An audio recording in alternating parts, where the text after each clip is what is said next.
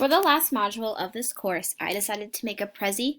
One of my classmates in the collaborative tools model used a Prezi and walked us through how to use it, so I decided to try.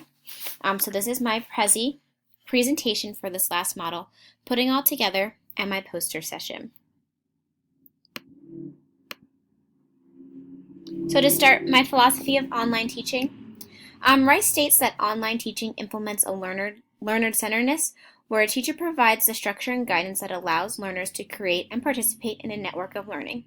I think that her statement in the book kind of guides my philosophy of online teaching. So stepping into a classroom, online or face-to-face, I want my students to be successful in any way. I want my lessons to be meaningful and engaging, and I want them to be immersed in their learning. I believe that teaching online may be a difficult adjustment, especially from a face-to-face setting, but teaching in an online setting does open the doors for students to have a more customized learning experience. For example, several school districts are starting to adopt the theory of mass customized learning. My school district that I am currently in is adopting that theory or that idea of mass customized learning. So my students are learning at their own pace and getting mastery grading through different units. I do teach 5th grade, and some of my students are learning at a 2nd grade level. So we are really trying to customize that learning personally to them. In a face-to-face setting, that is a little bit difficult because you have so many learners at a different spot. So I'm creating, 4 or 5 different lessons just for one math class.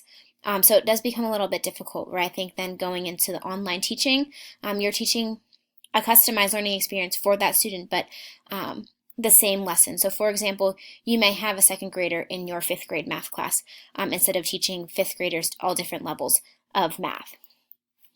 So to continue, I do have an open mind towards online teaching. This course has definitely helped me realize the work and effort online teachers put into making their lessons engaging, interactive, and meaningful.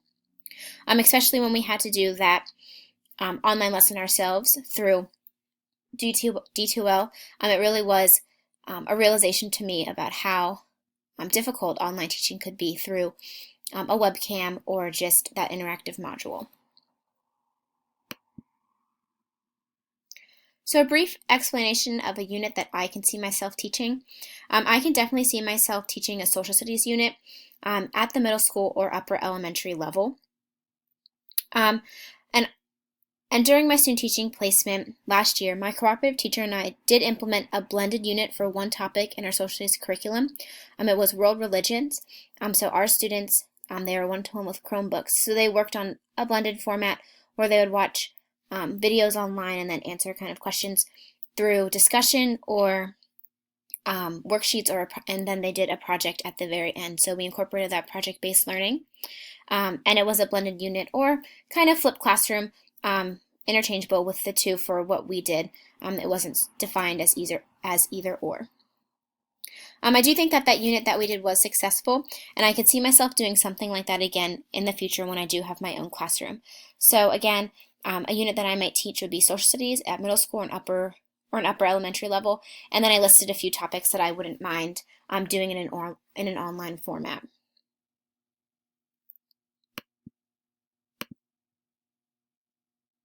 So to describe my approach to integrating synchronous, asynchronous, and collaborative tools, and how they fit into my potential unit that I would teach, integrating tools into my lesson is a way to make it more engaging for the students, and can also provide a way for them to work with their peers in an online setting.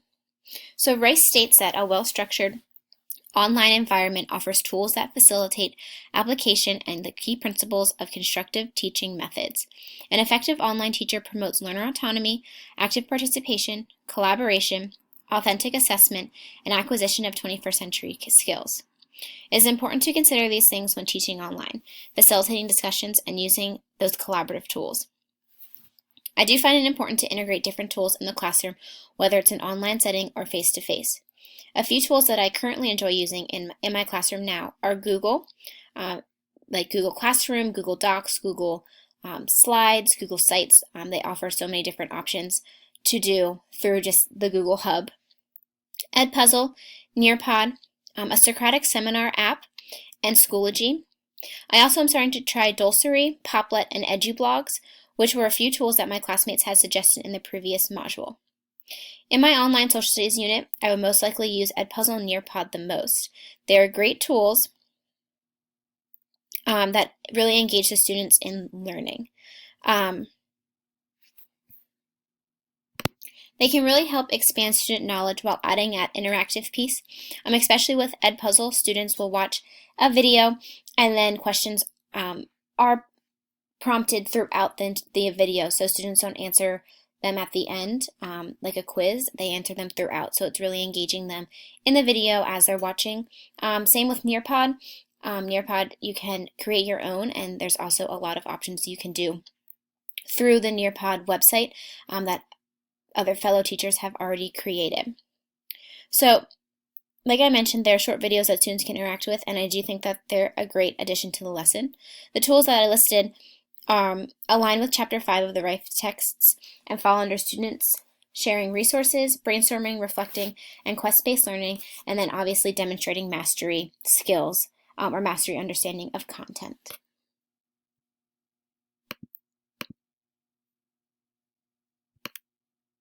So some considerations for management of discussion. When using discussions, whether synchronous or asynchronous, it's important to manage your time wisely. Time should be set aside each day to respond to discussions in any classroom setting. There's going to be management issues that arise. It is important that in an online discussion, the facilitator promotes a purposeful and meaningful discussion board. A few problems that can arise when facilitating an online discussion are non-participation, writing too little, generic replies, a small number of participants in the discussion, the writing quality is poor, and bullying behaviors or inappropriate comments. So some considerations just for management of discussion. As I mentioned, purposeful engagement, heading back to those learner-centered principles that I mentioned on that previous slide. Also using a variety of forums so that your students or your learners don't get bored with the weekly discussions. So some options that the Rice text mentions to do is one for socializing, one for questions, and one for content discussions. Similar to what we do in this course, we have discussion forums for content discussions and also questions. That way, every piece of a face-to-face classroom is facilitated then in that online content. Also, Rice suggests that you identify a purpose for the discussion, which then really just drives the discussion that students are not going off topic, that they're meeting those discussion goals.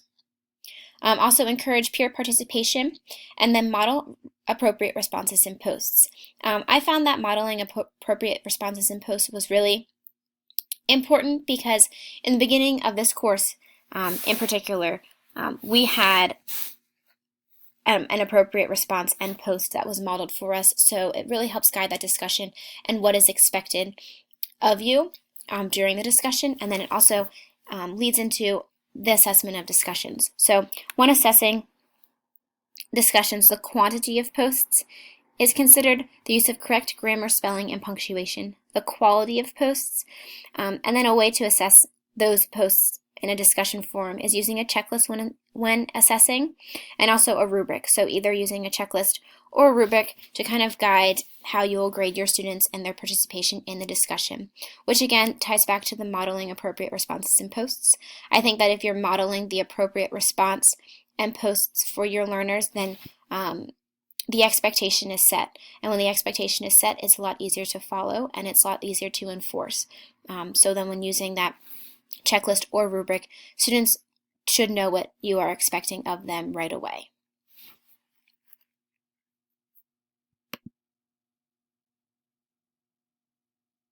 So going to my biggest ahas of online teaching.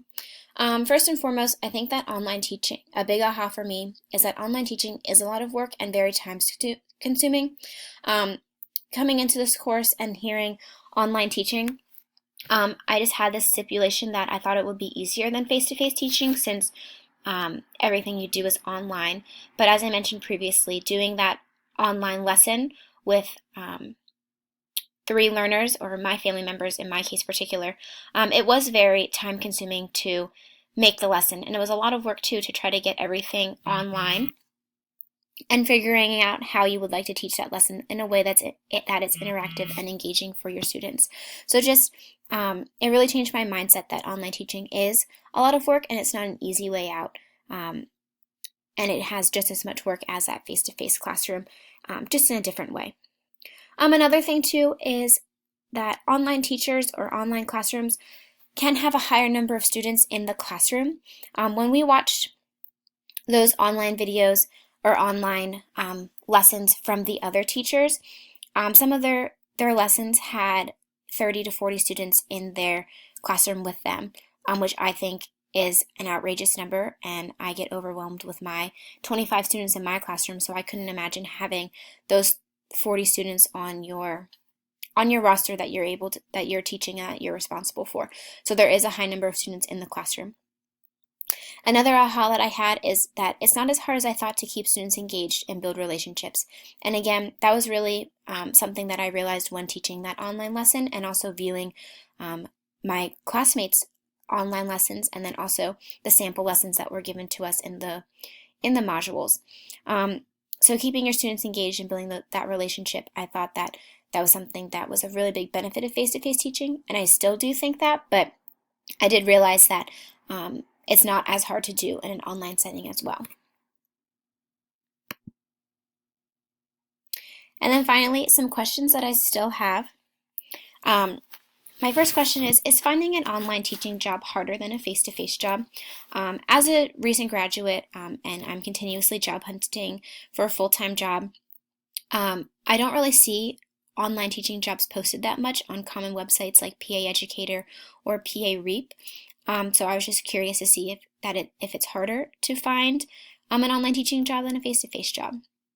Another question that I do have is, do online teachers collaborate with other teachers on lesson ideas? I know right now at my long-term subplacement, I'm continuously collaborating with other teachers and trying to get new lesson ideas or sharing materials. So I just didn't know if in an online setting, if they still have that time to collaborate with other teachers. Also, are materials shared between teachers? I kind of touched base on that in my previous question. And then my last question is, do online teachers just teach 1 or 2 courses per day or an entire day like a classroom teacher? I kind of had the mindset for this question as this college course. Usually professors only teach maybe 3 or 4 classes in a semester or less.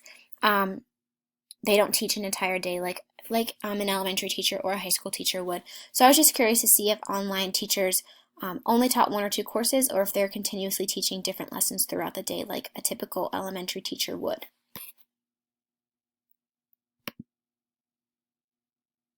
So to kind of conclude my poster session and also to answer the big question that was asked at the beginning of this module, could I see myself as an online teacher?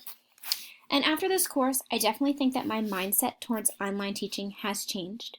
And I think that the workload of an online teacher is the same as a face-to-face teacher, but in a different way. But to be honest, I don't think that I would like to teach in an online setting all of the time.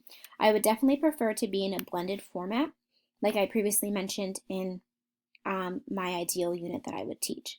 I enjoy the collaboration with teachers, seeing students, and the face-to-face interaction I have between my fellow teachers and also students.